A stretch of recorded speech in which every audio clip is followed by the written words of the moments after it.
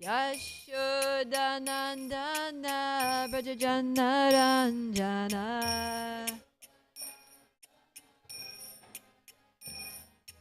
Yashodanandana Brajajanaranjana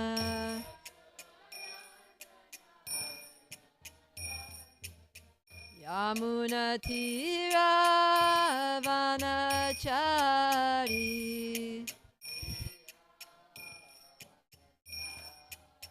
Yamunatira Vanachari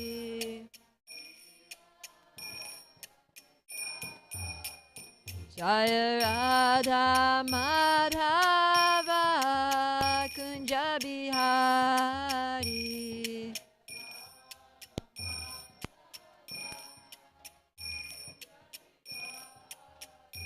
Jaya Radha Madhava Kunja Bihari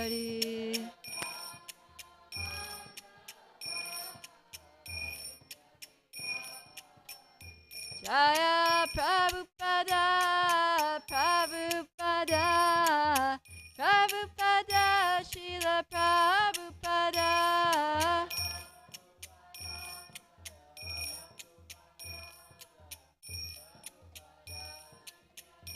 Nitai Gaura Haribo Haribo Haribo Nitai Gaura Haribo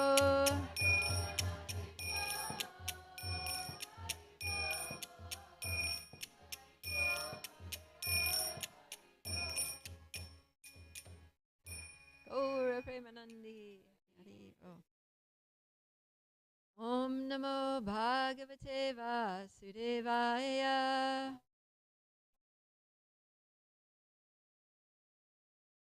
Om Namo Bhagavate Vasudevaya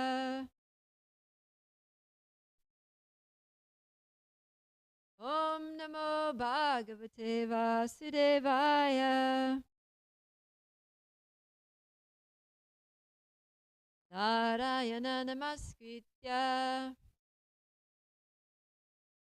Naram Chaiva Narottamam Devim Saraswatim Vyasam Tato Jayamudirayat Nashta Prayeshu Abhadreshu Nityam Bhagavata Sevaya Bhagavati Uttama Shloke Bhaktir Bhavati Naishtiki Om Jnanatimirandasya Jnananjana Shalakaya Chakshurum Militanyena Tasmai Shri Guruve Namaha So welcome everyone to this morning's Srimad Bhagavatam class, where we will be reading from the 5th canto, chapter 19. This chapter is called The Island of Jambudweep, and we'll be covering, we're starting from text 25. The verse that we'll focus on is 27. So just read text 25. Yeah. 27. Text 25. Bharadvarsha offers the proper land and circumstances in which to execute devotional service, which can free one from the results of jnana and karma. If one obtains a human body in the land of Bharadvarsha with clear sensory organs to which to execute the Sankirtan Yagya, but in spite of this opportunity he does not take to devotional service, he is certainly like liberated forest animals and birds that are careless and are therefore again bound by a hunter. So yeah, we're continuing with this very interesting and important truth, fact, that the demigods who go to the heavenly planets, this is who's speaking here, the demigods are in the heavenly planets, and they're wishing that they could take birth on earth, in Bharadvarsha, because they're in the heavenly planets and they have a lot of sense gratification, but they get stuck. They realize that, oh my God, we're here for a very, very long time. Here for an incredibly long time, and we have very little opportunities for devotional service. We came here because we had a desire for sense gratification, and there's plenty of that. But then having realized that this is not really the goal of life, this is not really helping us in our progress as souls. Of course, it helps a little bit because they're still serving Krishna in a sense, especially the leaders of the heavenly planet, like Indra, who's king of heaven. He's doing important service. But the general residents of the heavenly planets, they're just enjoying, and they're just living it up, taking advantage of all the facilities and opulences of the heavenly planets for their sense gratification. So when a soul in the heavenly planets realizes that this is not really helping me so much, this is not the thing that's in my best self-interest, and like where I really need to be is on earth. Because Bharat Varsha is the place where you can perform devotional service. Actually, the earth is considered to be, it's called Karmastan, the place where we accrue karma. And it's also the place where we can become free from our karma. So basically, this Earth planet is a place where we determine our destiny. And then the other places are places where we just live out that destiny for as long as it lasts, and then we come back to Earth to determine our next destiny. So if while on Earth we do a lot of pious activities, if we do a lot of good deeds, then we'll get a lot of credits, and we're desiring sense gratification, we'll go to the heavenly planets to enjoy. If while on Earth we do a lot of bad deeds, we'll get bad karma, and then we'll go to lower planets, reactions for those bad activities. If we go upwards to heaven, then we'll enjoy, and as we enjoy, every time we enjoy, our good karma diminishes. So it's like, okay, that was fun, less good karma. Well, that was great, less good karma. So every time we're enjoying something, less good karma. And then when it gets down to zero, it's like, okay, time's up, back down to Earth. Your credits ran out, back to Earth. Or if we go to hellish planets who are suffering, and then every time we suffer, it's like, okay, less bad karma, you burn that off. Another suffering, oh, that was terrible. All right, little less bad karma, you burn that one. And then when we finished our bad karma, got zero again, then back to Earth. Now what are you going to do? Are you going to do good things and go to heaven? Are you going to do bad things and go to hell again? Or are you going to get free from all of your karma and get out of material bondage, go back home, back to Godhead? Because what's keeping us in the cycle of repeated birth and death is karma, right? And the desire to have material experiences separately from karma. So if we can get free from karma, then we can get free from the cycle of repeated birth and death. We don't have to take birth again to live out our karma because we don't have any karma. So basically, we can just get out of this world. Then depending on what spiritual desires we cultivated during our lifetime, then that will determine where in the spiritual world we go, right? Just go to Brahmajyoti and just be a particle of light there. Of course, that's not sustainable, so ultimately end up coming back down here. Or go to Goloka. So that's what we should be cultivating. Those are the desires that we're meant to be cultivating now. It's our spiritual desires, transcendental desires. How do I want to serve Krishna? Where do I want to live? What way am I going to relate with Krishna? So we're aspiring to realize all those things and increase our yearning, our longing for that association, that engagement. And all of those things, and engaging in the processes that qualify us for that. Because it's not enough to just be karma-free. We also need to actually awaken our dormant attraction and attachment and love. So that's what we're working on. That's what the process of bhakti does. Right? First, it purifies us of all the anarthas, bad qualities, fear, greed, pride, envy, ignorance, and illusion. And then simultaneously it awakens our higher self, awakens our dormant spiritual emotion,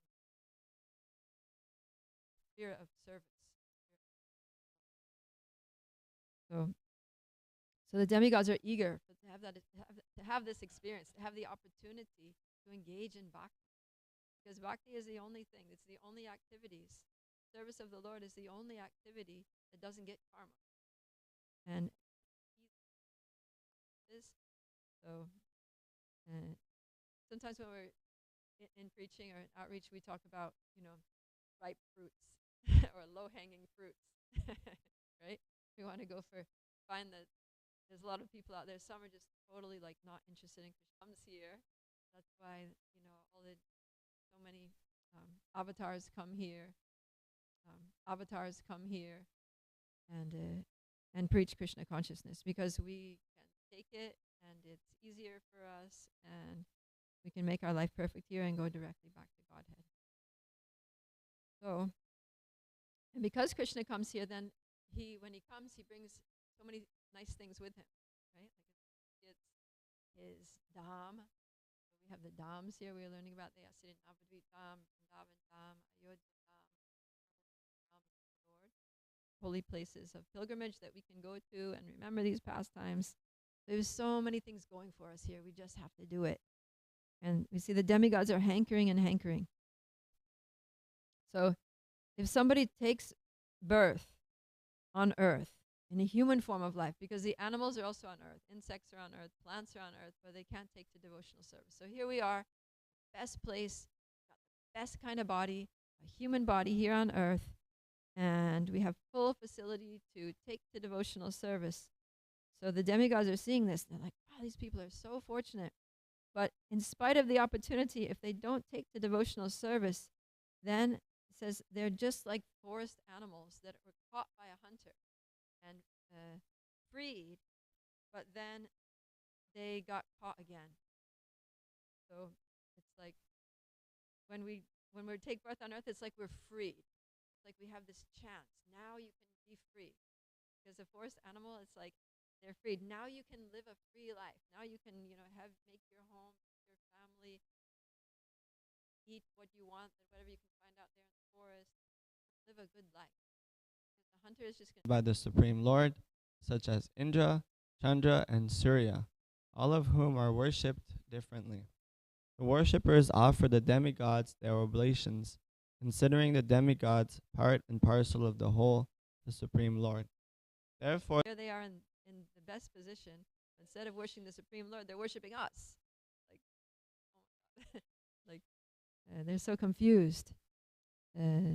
But they're saying that the Lord is so kind that even though people worship the demigods, still he fulfills their desires. Generally, people worship the demigods because of material desires. And it's even given there in the scriptures, like in the second intelligent. They won't worship any of these demigods. They'll worship the Supreme Personality of Godhead, who is the whole. It specifically mentions he's the supreme whole, and that the demigods are just parts. They're just parts and parcels. But the demigods are saying that even though they worships him and worships him and serves him just with a desire to please him, but he doesn't have bad feelings towards those who worship him with material desires. He's actually very kind and compassionate, and we're going to see how in these verses here. So text 27, we're going to do the Sanskrit. Naivartado yat punar artita yata. Artado yat punar artita yata.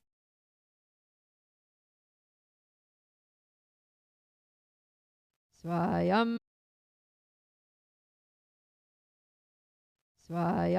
bidam bidate bhajatam anicchatam. Bidate bhajatam anicchatam. Icha pidanam nijapada pallavam.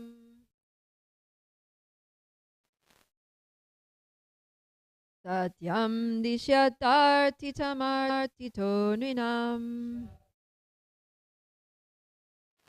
Addiction. Lotus feet. So the Lord, he kind of engaged in devotional service. Kama Bhakta, a motivated devotee, that he satisfies his desires in such a way that one day he becomes an Akama Bhakta. Dhruva Maharaj, for example, became a Bhakta with the motive of getting a better kingdom than that of his father.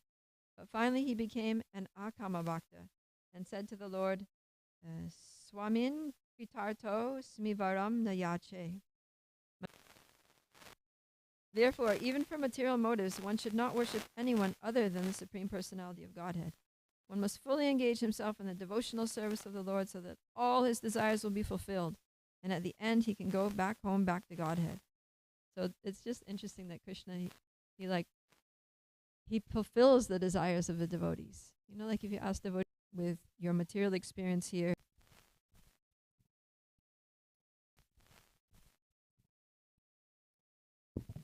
I'll just text 31. This is a famous verse. Krishna Surya Samamaya Haya Andakara Yahan Krishna Tahana Hi Mayara Adhikara. You can go to the translations. I won't read all the Bengali this time. So the translation here, Krishna is compared to the sunshine. And Maya is compared to darkness. Wherever there is sunshine, there cannot be darkness. As soon as one takes to Krishna consciousness, the darkness of illusion, the influence of the external energy will immediately vanish. 32. So this is an important prayer to remember. If we say this to Krishna with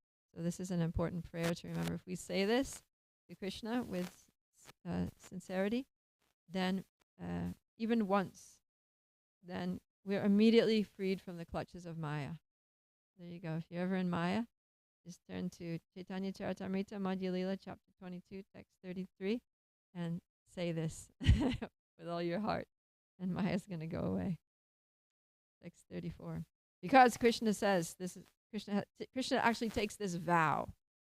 It is my vow that if one only once seriously surrenders unto me, saying, My dear Lord, from this day I am yours, and prays to me for courage, I shall immediately award courage to that person, and he will always remain safe from that time on. This is Krishna actually remains safe from that time on. This is Krishna actually takes a vow. The Lord, actually, this is Lord Ramachandra. It comes from Lord Ramachandra, but Lord Ramachandra is different from Krishna. So,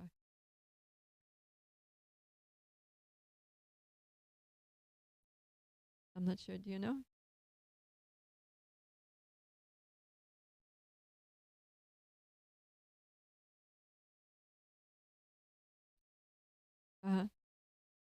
Okay, so it's Vibhishana. He surrenders to the Lord.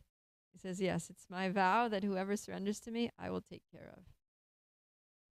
Okay, text 35. Okay, so now we're coming to the point where somebody who has already surrendered to Krishna. So we're talking about this person who, says, Krishna, from this day, I'm yours. I'm your, so long in this material world, I've been trying to enjoy myself, but I'm giving up on that pursuit. I'm turning to you. Please accept me as your servant. Okay?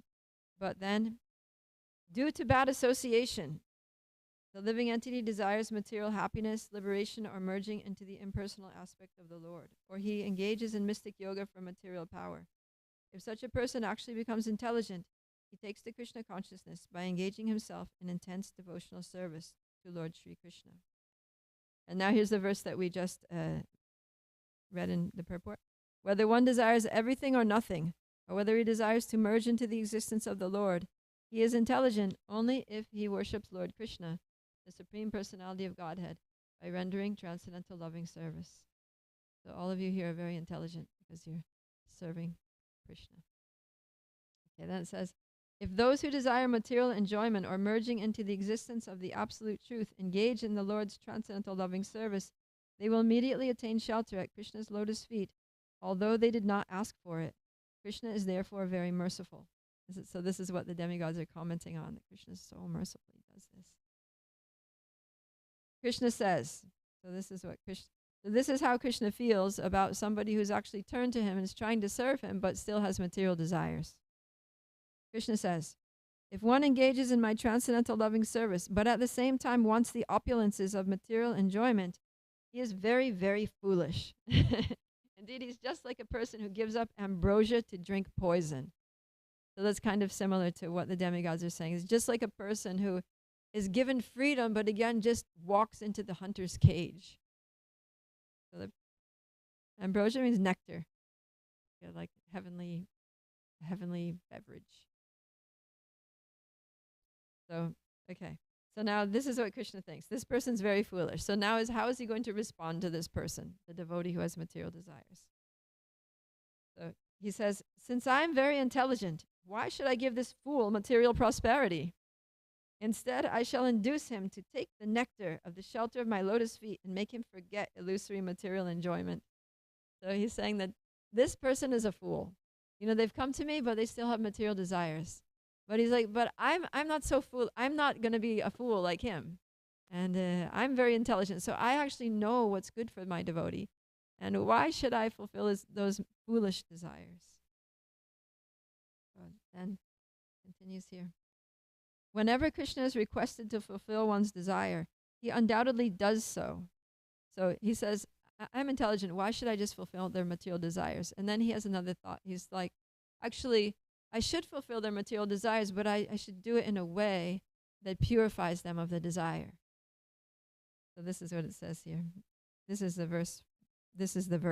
Actually, this is the verse that we just read the Sanskrit of, 5:19:27.